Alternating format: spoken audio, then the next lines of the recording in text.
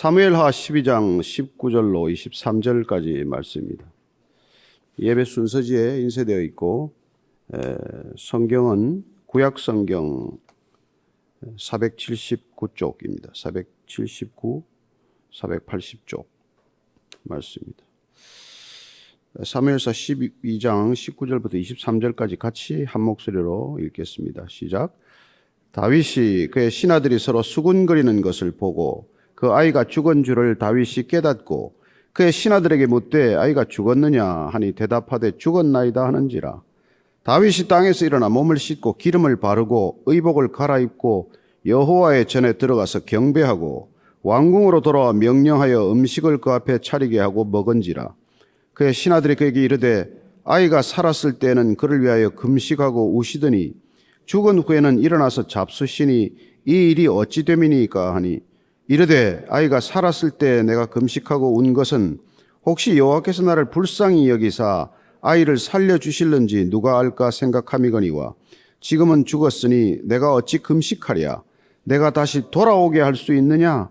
나는 그에게로 가려니와 그는 내게로 돌아오지 아니하리라 하니라. 아멘. 하나님 아버지, 오늘 이 예배 가운데 사랑하는 하나님께서 사랑하시는 아들과 딸을, 자녀들을 부르셨습니다.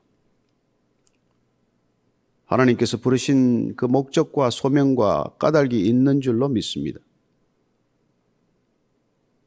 사랑하는 내 아들아, 사랑하는 내 딸아, 내가 너를 기다렸다. 내가 너를 기뻐한다. 내가 언제 돌아오더라도 나는 너를 기쁘게 맞아줄 것이다.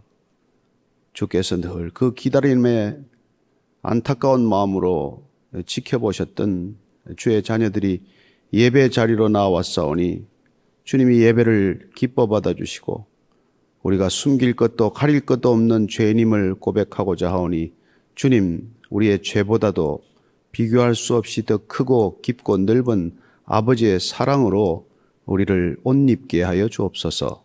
예수님 이름으로 기도합니다. 아멘. 성경을 한번 읽어보거나 성경을 사랑하는 사람들의 가장 익숙한 인물들이 있습니다. 아브라함, 모세, 요셉, 그리고 다윗, 이런 신앙의 거인들이 있죠. 그 중에 다윗은 가장 죄를 많이 지은 사람입니다. 그의 죄는 하도 유명해서 성경에 기록된 이래로 지금까지 지난 3000년 동안 다윗이 저지른 모든 죄악들은 성경을 아는 사람, 오고 올 다음 세대에게 그 죄상은 낱낱이 드러나 있습니다. 그럼에도 불구하고 나중에 사도 바울은 그의 설교문 가운데 다윗이야말로 하나님의 마음에 합한 자라고 하는 그런 놀라운 통찰과 그의 놀라운 고백을 듣게 됩니다. 하나님의 마음에 가장 합한 자. 모세는 성격이 한성깔해서 사람을 죽일 정도로 급하겠음에도 불구하고 성경은 그가 이 지면에 이 땅에서 가장 온유한 자라고 하는 평가를 받는 반면에 다윗은 정말 사람이 저지르기 어려운 죄를 몽땅 다 지었음에도 불구하고 그를 하나님의 마음에 합한 자라고 말합니다. 그렇다면 도대체 죄인이란 누구를 말하는 것일까요? 죄를 안 지은 사람이겠습니까? 아니죠. 죄를 지었지만 그 죄가 죄임을 아는 것이야말로 하나님께서 기뻐하시는 것이라는 것입니다. 하나님은 죄를 짓고도 죄를 가리는 것, 죄를 숨기는 것, 그걸 주님께서는 싫어하시지. 우리가 죄인이기 때문에 본성적으로 우리는 죄를 지을 수밖에 없기 때문에 그 죄 지은 것을 인정하고 그 죄를 고백할 때 하나님은 기쁘게 받아주시고 그리고 그 죄를 사하신다는 것, 용서하신다는 것. 그게 우리에게는 복음, 복된 소식이라고 하는 것입니다. 우리는 죄에 대해서 많은 오해를 하고 있어요. 우리가 저지르는 행위, 도덕적 기준에 미흡하는 우리 인간의 일탈된 행위를 죄라고 생각하지만 하나님께서 죄로 여기는 것은 하나님을 거부하는 죄, 하나님을 부인하는 태도, 하나님을 업수히 여기고 하나님을 경멸히 여기는 그런 마음의 태도를 죄라고 하시는 것입니다. 따라서 죄인들은 기본적으로 하나님 없이 살 수 있다고 생각하는 태도로부터 비롯된 것입니다. 나는 하나님 없이도 내 힘으로 살 수 있다. 나는 하나님 없이도 사는데 아무 지장이 없다. 이런 것들을 죄의 뿌리로 보는 것이죠. 그래서 그런 사람들은 내 인생을 내 마음대로 통제할 수 있다고 믿습니다.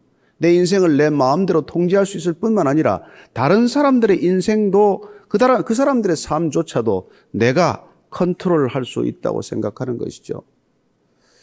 그게 우리가 에덴 동산에서 지은 인간의 죄의 출발점이 되는 것입니다. 그 점에서 보면은 다윗은 늘 죄를 짓긴 했지만 하나님께로 돌이키는데 빨랐던 사람입니다. 그 죄를 죄로 인식하고 죄를 고백하고 죄로부터 돌이키는 것이 빨랐기 때문에 그는 오히려 하나님께 가장 마음에 든 사람이 되었다는 것이죠. 여러분, 이 땅에는 수많은 종교가 있습니다. 그러나 그 많은 종교들은 죄를 가리는 데 익숙하도록 만듭니다. 죄를 덮는 데 익숙하게 만듭니다. 그러나 참된 기독교의 영성이란 죄인이 죄를 인식하는 태도를 말합니다.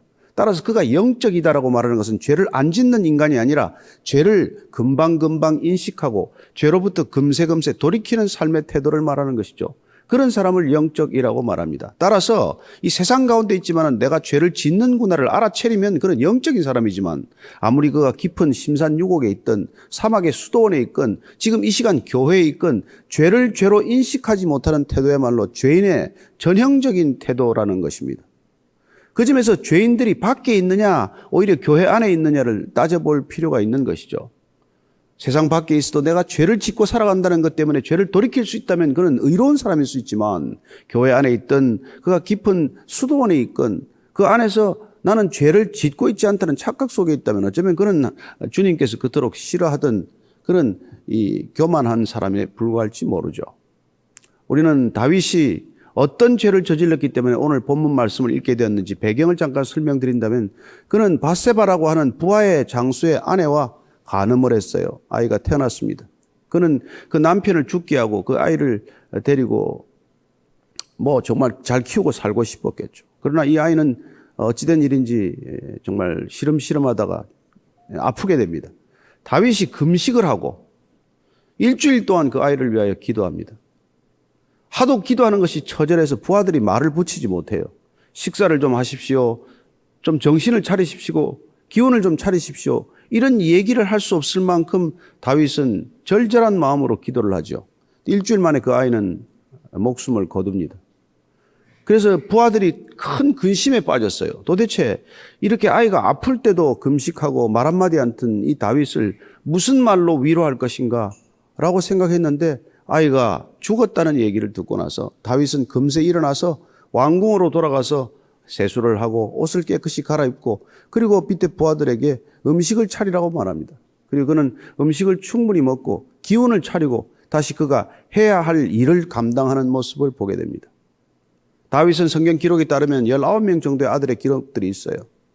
그러나 그는 이때 잃은 아들을 비롯해서 나중에 암논이라고 하는 첫 번째 아들, 세 번째 아들 압살롬, 두 번째 아들 아도니아까지 아들을 잃게 됩니다. 어쩌면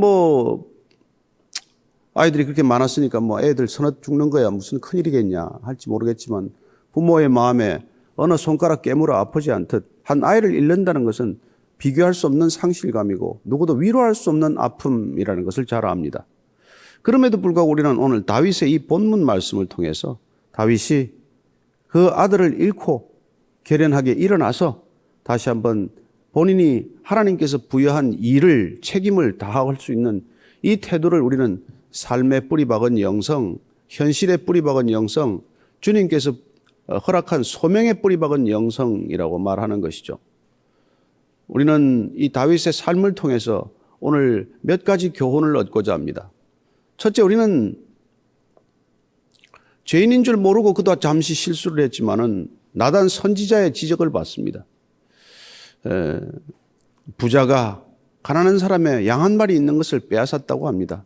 자기 집에 있는 그 많은 양을 두고 가난한 사람의 양을 빼앗아서 제사를 드렸다고 하고 손님을 접대했다고 하는데 어떻게 생각하십니까? 다윗 왕이 불같이 화를 냅니다. 그런 자는 살려둬서는 안 되지. 그런데 나단 선지자가 말합니다. 그게 바로 당신이요. 당신이 그렇게 여자를 얻으려면 수없이 얻을 수 있는데 부하의 그 하나밖에 없는 아내를 빼앗았으니 그 사람이나 그 부자나 무슨 차이가 있습니까? 그 말을 듣고 다윗은 한순간에 두 손을 들고 무릎을 꿇고 죄를 고백합니다. 이스라엘의 왕으로서 고백할 수 없는 죄죠. 십계명의 세 가지 네 가지 죄가 한꺼번에 드러나는 순간입니다. 누구도 자복할 수 없는 그런 죄악을 본인은 그 지적 앞에서 겸허하게 그 죄를 자복했다는 것, 자인했다는 것, 그것이 다윗의 위대함이라고 말합니다. 오늘날 보십시오. 어느 누가 죄를 인정합니까? 지금 우리가 뭐 언론사나 신문이나 언론 보도를 보지만 누가 자기 죄를 인정합니까? 죄인의 특징은 죄를 인정하지 않는다는 것입니다. 그러나 우리가 인간이 하나님을 만난 사람, 하나님을 우리가 아는 사람은 내가 얼마나 죄인이라는 것을 깨닫기 시작하는 것이죠. 그러나 더 중요한 것은 내가 그 죄에 머물러 있지 않고 그 죄에 묶이지 않고 그 죄를 벗어버릴 수 있는 하나님께 기꺼이 그 죄를 털어놓는다는 것입니다. 따라서 죄를 고백하는 것이야말로 죄를 짓는 것보다도 더 위대한 능력이라는 것을 알게 됩니다. 오히려 죄는 지루해요. 반복되면 능력을 잃게 되고 창의력을 빼앗기게 되고 죄는 우리를 무기력하게 끌어가지만은 죄를 고백하는 능력이야말로 놀랍게도 우리를 새롭게 빚어가고 날마다 우리를 새롭게 하는 하나님의 은혜라는 것을 경험하게 됩니다. 우리는 이 죄인됨 그리고 그 회개, 죄를 인정하는 삶의 어떤 사이클 가운데서 살아가는 존재들이에요. 누군들 죄를 짓지 않겠습니까? 저도 제 마음으로 생각으로 짓는 죄가 왜 없겠습니까? 오늘 하루 아침 설교를 하고 나서 오늘 하루만은 내 입술이 절대로 범죄하지 않으리라 하고 굳게 결심하고 하루를 시작하죠.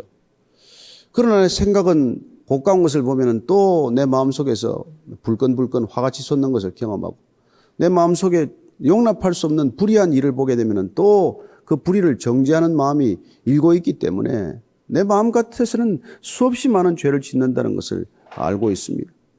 입술에 내가 발설하지 않을 뿐이지 내가 생각하는 대로 다 얘기하면 어떻게 이 자리에 서서 설교를 할 수 있겠습니까? 그러나 중요한 것은 제가 나이 들면서 하나님을 알아가면서 그런 생각들이 내 안에서 투명하게 비친다는 거예요. 내가 지금 무슨 생각을 하고 있구나. 나는 지금 무슨 말을 하려고 하고 있구나.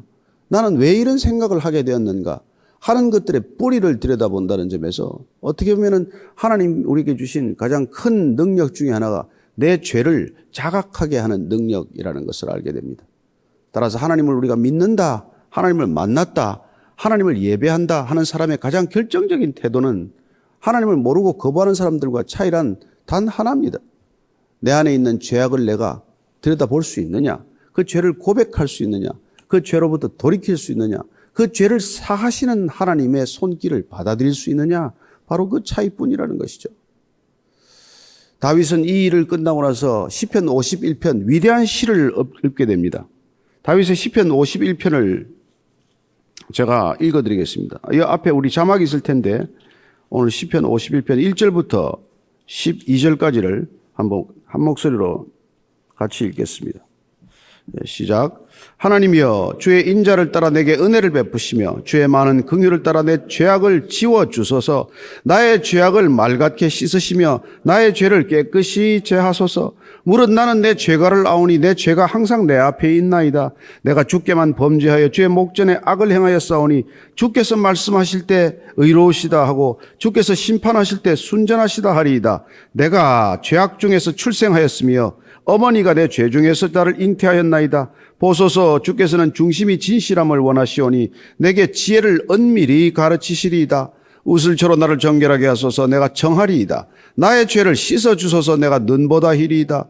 내게 즐겁고 기쁜 소리를 들려주시사 주께서 꺾으신 뼈들도 즐거워하게 하소서. 주의 얼굴을 내 죄에서 돌이키시고 내 모든 죄악을 지워주소서. 하나님이여 내 속에 정한 마음을 창조하시고 내 안에 정직한 영을 새롭게 하소서. 나를 주 앞에서 쫓아내지 마시며 주의 성령을 내게서 거두지 마소서. 주의 구원의 즐거움을 내게 회복시켜 주시고 자원하는 심령을 주사 나를 붙드소서. 그리하면 내가 범죄자에게 주의 도를 가르치리니 죄인들이 주께 돌아오리이다. 아멘. 하나님, 내 속에 정한 마음, 깨끗한 마음을 정말 회복시켜 달라, 창조해 달라고 말합니다. 그렇습니다. 그분이 우리에게 주시는 것은 놀랍게도 우리의 힘으로 어찌할 수 없는 성령을 보내주신다는 것입니다. 그분이 우리 안에 오시면 우리는 날마다 깨끗해집니다. 마치 주님께서 떠나시기 전에 제자들의 발을 씻어주면서 내가 내 앞에 발을 내밀지 않으면 너는 나와 상관이 없다고 말씀하실 때 우리가 그분 앞에 발을 내밀기만 하면 그분께서는 발을 깨끗이 씻어주는 우리 주님의 손길을 경험하듯 우리의 죄악을 가지고 주님께 날마다 고백하기만 하면 그분께서는 놀랍게도 우리를 깨끗게 하신다, 정케 하신다, 우슬초로 깨끗하게 해주신다고 약속하십니다. 우리가 날마다 예배드리는 까닭, 날마다 기도하는 까닭, 날마다 성경을 읽는 까닭은 바로 그 때문입니다. 우리가 날마다 죄악 중에 있기 때문에 마치 날마다 손발을 씻듯 그렇게 우리를 깨끗게 하는 하나님의 손길을 기대하는 것이죠. 다윗은 그 이후에 죄를 짓지 않았을까요? 그렇지 않습니다. 그 다음에 그가 지은 가장 큰 죄가 있습니다. 그것은 큰아들 암논이 배다른 여동생 다말을 강간함으로써 생긴 일입니다. 다말의 오빠가 압살롬이 형을 벼르기 시작합니다. 4년 동안 준비한 끝에 어느 날 형을 살해합니다. 그리고는 어머니 고향으로 도망갑니다. 다윗이 3년 동안 괴로워하다가 그 아들을 용서하기로 결정합니다. 압살롬을 도로 불러들입니다. 그러나 그는 압살롬을 보지 않았습니다. 만나지 않았습니다. 그리고 그 압살롬이 아버지가 거절한 것에 분노해서 드디어 아버지를 쫓아내기로 결정합니다. 반역을 결심하죠. 아들이 반란을 일으킵니다. 그리고 그는 쫓겨갑니다. 그리고는 끔찍한 일을 아들이 저지릅니다. 어머니의 첩 10명을 백주 대낮에 백성들이 보는 앞에서 강간하는 있을 수 없는 일이 일어납니다. 줄여서 말씀드리자면 그 아들이 진압됩니다. 그러나 압살롬은 목숨을 잃게 됩니다. 그 죽은 아들을 놓고 아버지가 통곡합니다. 압살롬아, 내가 대신하여 죽었는데 내가 죽었어야 할 목숨인데 아버지를 배반하고 아버지를 배신하고 아버지를 향하여 반란을 일으킨 아들이 자기가 죽인 것도 아니고 달아나다가 머리가 걸려 나무에 목이 매달리고 그 뒤를 따르던 부하들이 그를 죽였음에도 불구하고 다윗은 비통한 눈물을 흘리고 아들이 목숨을 잃은 것에 대해서 한없는 통곡과 슬픔을 쏟아놓는 것을 보게 됩니다. 아버지의 마음이죠. 비록 반역한 아들이라고 할지라도. 그렇습니다. 그런 어려움을 겪은 다윗이 인생의 만년에 그런 그 아들을 처단한 장군을 솔로몬에게 어떻게 처리하라고 일러주고 세상을 떠납니다. 결국 그 아들을 사랑했던 아버지의 마음을 보게 되는 것이죠. 그리고 이스라엘 왕국을 세워가는 다윗의 놀라운 그런 결정력을 보게 됩니다. 오늘 다윗 얘기를 이렇게 여러분께 드리는 까닭은 다윗이야말로 인생의 산전수전을 다 겪은 사람이에요. 그는 어려서부터 무슨 목사가 되어서 설교를 한 사람도 아니고 그는 어려서부터 선지자로 부름받은 사람이 아닙니다. 그는 세상의 가장 험한 곳, 사망의 음침한 계곡과도 같은 곳을 한없이 걸어 다녔던 사람이지만 하나님을 만나서 두려워하지 않고 그렇게 하나님을 향하여 줄곧 걸어갔던 사람입니다. 그러나 하나님을 향해 그렇게 전심을 다했던 다윗이지만 그는 범죄로부터 자유롭지 않았습니다. 왜 그럴까요? 왜 우리는 오늘 이 범죄 얘기를 제가 하게 될까요? 범죄란, 죄악이란 인생의 본질, 인간의 본질에 속하는 일이기 때문입니다. 그것은 하나님께서 우리에게 죄악을 허락했다는 뜻이라기보다도 죄악을 저지를 수 있는 가능성을 열어두셨다는 뜻입니다. 하나님께서는 우리를 기계로 만들지 않았습니다. 하나님은 우리를 사랑하시고 그리고 우리에게 자유의지를 허락하셨습니다. 하나님께서 우리를 사랑하신다는 뜻은 우리가 하나님을 사랑하지 않을 가능성을 염두에 둔 행동입니다. 우리가 하나님을 사랑할 수밖에 없도록 만든다면 우리는 기계로 만들어져야 합니다. 그러나 하나님께서 인간을 창조하셨다는 말은 우리가 하나님을 떠날 가능성, 하나님을 배신할 수 있는 가능성, 하나님을 밀어내고 하나님과 멀어질 가능성을 하나님께서 허락하셨다는 뜻입니다. 그것이 사랑의 본질입니다. 자유는 또한 어떻습니까? 그분이 우리에게 자유의지를 주셨다는 것은 우리가 자유의지를 가지고 하나님의 말씀을 순종하지 않을 가능성을 염두에 둔 하나님의 결정이라고 하는 것입니다. 만약에 우리가 하나님의 뜻대로만 살아야 한다면, 하나님의 결정대로만 살아야 한다면 인간의 인간됨이란 무슨 의미가 있겠습니까? 우리는 어떻게 사랑할 수 있으며 어떻게 자유로울 수가 있겠느냐는 것이죠. 따라서 하나님께서는 짐승이 아니라 인간에게 주신 이 놀라운 사랑과 자유를 통해서 하나님 당신이 배신당할 가능성을 염두에 두고 있다는 것이요. 그럼에도 불구하고 하나님은 끝까지 우리에 대한 사랑을 거두지 않음으로써, 사랑하기로 결정함으로써 다윗이 어떤 행위를 하더라도, 어떤 범죄를 저지르더라도 그가 회개하기만 하면 다시 돌이킬 때마다 그를 받아주심으로 그를 이 땅에서 가장 내 마음에 합한 자로 받아주셨다는 것입니다. 다윗이 받아들여질 수만 있다면 우리는 왜 못 받아들여지겠습니까? 다윗을 사랑하셨다면 우리를 왜 사랑하지 않겠습니까? 저는 오늘 이 예배 자리가 하나님께 우리의 사랑을 고백하는 자리, 하나님께서 허락하신 우리의 자유의지로 다시 하나님께 달려가기로 결정하는 그런 자유의 자리가 되기를, 그 자유의 시간이 되기를 축복합니다.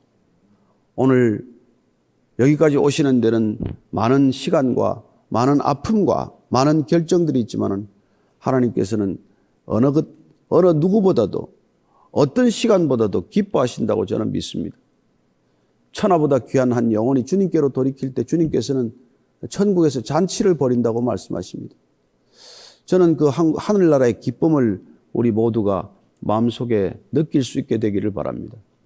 슬픔 가운데서도 우리가 다시 한번 일어설 수 있는 까닭은 하나님께서 우리를 붙들어 주시기 때문이고, 슬픔에 머물러 있지 않고 다윗이 다시 한번 깨끗이 세수를 하고 음식을 먹고 그리고 맡겨진 길을 걸어갈 수 있었던 것은 슬픔보다도 더 큰 하나님의 위로가 있기 때문이라고 믿습니다. 사랑하는 우리 최영철 아버님이 하나님께 내 인생을 다시 올려드리고 믿음의 결단을 주님께 아뢰어드릴 때 주님께서는 그 어떤 과거보다도 더 큰 미래를 준비하고 계신다고 믿습니다. 하나님, 저를 받아주십시오. 이때까지 살아왔던 제 인생의 모든 과거를 주님께 올려드려오니 주님 이 과거를 받으셔서 산산조각이 난 내 인생의 조각난 유리 조각과도 같은 인생을 주님 손에 맞춰드리면 주님께서 어떤 유리 조각보다도 아름다운 스테인드 글래스로 만들 줄로 믿습니다. 부서졌기에 스테인드 글래스가 되는 것입니다. 부서지지 않은 유리 조각은 유리 조각일 뿐이지만 그러나 주님 손에서 새롭게 붙여진 조각은 이 세상에 비교할 수 없는 아름다운 그런 작품이 될 줄로 믿습니다. 산만한 소리지만은 위대한 오케스트라 지휘자의 손에 가면은 그 모든 악기가 큰 하모니를 내고 위대한 음악을 창조해내듯이 우리 인생이 각자 손에서 부서지기 시작하면은 소음에 불과하지만은 그 많은 소음들 같은 소리가 하나님이라고 하는 위대한 지휘자, 인생의 지휘자에 맡겨지기만 하면은 저는 이 가정 가운데, 이 가족 가운데 새로운 하모니, 위대한 하나님의 화음, 아름다운 하나님의 소리가 울려 퍼질 줄로 믿습니다. 기도하는 가족이 되기를 바라고, 같이 예배 드릴 수 있는 가족이 되기를 바라고, 같이 함께 주님을 찬양할 수 있는 가족이 되기를 바랍니다. 오늘 다윗이 고백합니다. 이제 나를 떠난 내 아들은 내게로 돌아올 수 없지만 이제는 내가 그에게로 가리라 말씀하십니다. 이제는 우리 최영철 아버님이 사랑하는 아들 원준에게 가는 길이 남아 있습니다. 주님을 사랑하고 떠났던 아들이지만 그 아들을 향해 달려가는 아버지가 되기를 바라고, 온 가족이 한 마음으로 다시 세수하고 옷을 예쁘게 입고 그리고 음식을 맛있게 먹고 힘을 내고 그리고 함께 다시 한번 남겨진 시간, 아들이 못다한 걸음을 함께 걸어가는 가족과 함께 걸어가는 믿음의 형제 자매들이 되기를 축복합니다. 기도하겠습니다. 하나님 아버지, 그렇습니다. 그는 이제 우리에게로 오지 못합니다. 그렇게 밝고 환한 웃음을 짓고 살았지만 그 웃음 이 땅 가운데서 보지 못할지라도 하나님 아버지, 주님께서 우리를 부르시면 다시 그 아들 있는 곳에 우리 모두가 만날 줄로 믿습니다.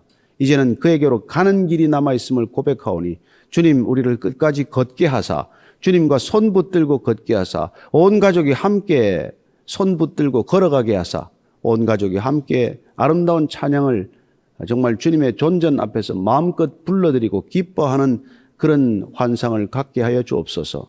하나님 아버지 사랑합니다. 주님께서 우리를 사랑하시되 끝까지 사랑하듯 끝까지 서로 사랑하는 가족이 되게 하시고 끝까지 사랑하는 믿음의 가문이 되게 하여 주옵소서. 주께서 이 땅을 향한 주의 소명이 이 가정을 통해서 널리 펼쳐지는 아름다운 복된 소식이 되게 하여 주옵소서. 이제는 십자가에서 끝까지 손과 발에 못이 박히고 가시 면류관으로 피가 찢기고 그리고 또한 창에 찔려 물 한 방울 남기지 않고 죽어가는 그 마지막 순간까지 아버지여 내 영혼을 부탁합니다.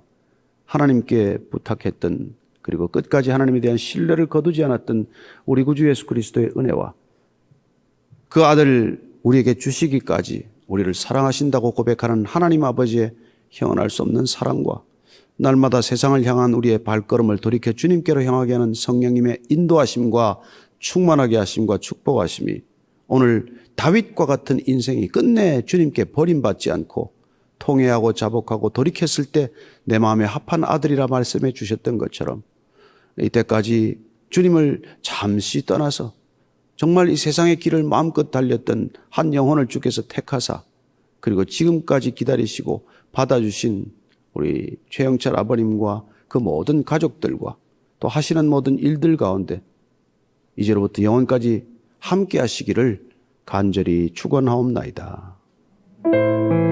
아멘.